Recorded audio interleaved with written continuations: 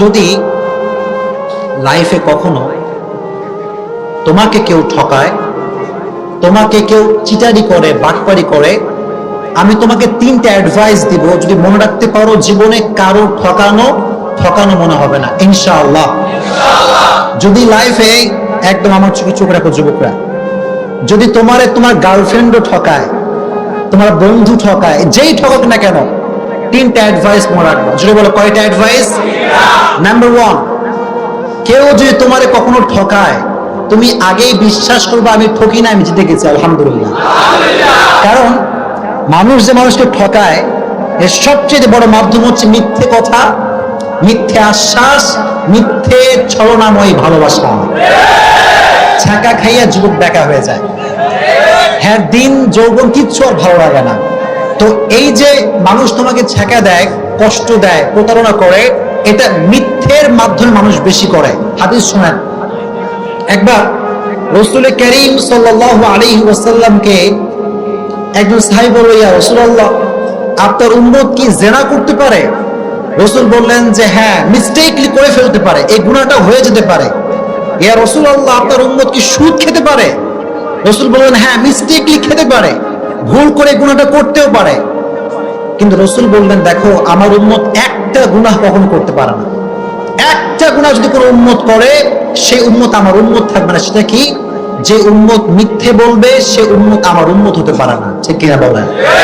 তো যে আপনার সাথে বাটপারি করছে, সে নবীজির উম্মত থেকে বের হয়ে গিয়েছে। আর আপনি যদি ধৈর্য ধারণ করতে পারেন, আল্লাহর উপর তাওয়াক্কুল করতে পারেন, ইন্নামা ইউওয়াফাস সাবিরুনা আজরাহুম বিগাইরি হিসাব, যে ব্যক্তি সর্ব অবস্থায় ধৈর্য ধারণ করবে, কিয়ামতের কঠিন ময়দানে আল্লাহ তাআলা তাকে বলবেন তুমি দাঁড়াও। সব মজমা বসা, হঠাৎ করে আল্লাহ বলছে তোমরা কয়েকজন দাঁড়াও। তারা ভয় পেয়ে যাবে, আল্লাহ আমাদেরকে সবার মাঝে এক্সেপশনাল কেন দাঁড়া করাচ্ছে? আল্লাহ বলবে তোমরা যে ধৈর্য ধারণ করেছো, আজকে বিনা হিসেবে জান্নাত চলে যাবে। এত আস্তে সুবহানাল্লাহ পড়ে কেন রে?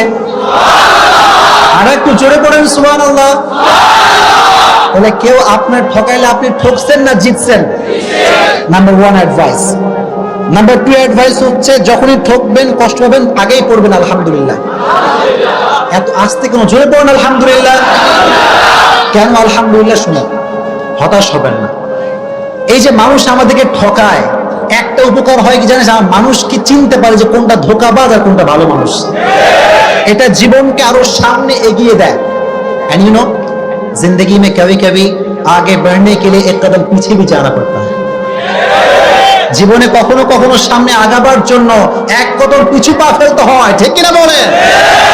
মিজানুর রহমান আজহারি বলেছিল, আধারে ভয় পেও না, আলো আছে আড়ালে, অন্ধকার পালিয়ে যাবে তুমি উঠে দাঁড়ালে।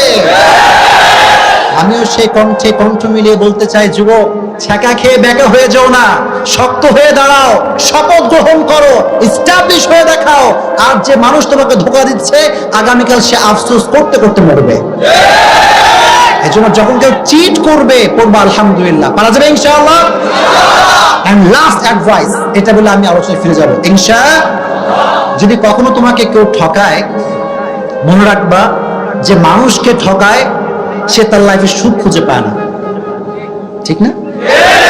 অনেকে বলে হুজুর যে ঠকায় সে খুব ভালো থাকে, হুজুর বিন্দাস ঘুরে বেড়াচ্ছে, কোনো টেনশন নাই। আরে ভাই, he hasn't peace of mind, he hasn't peace of heart।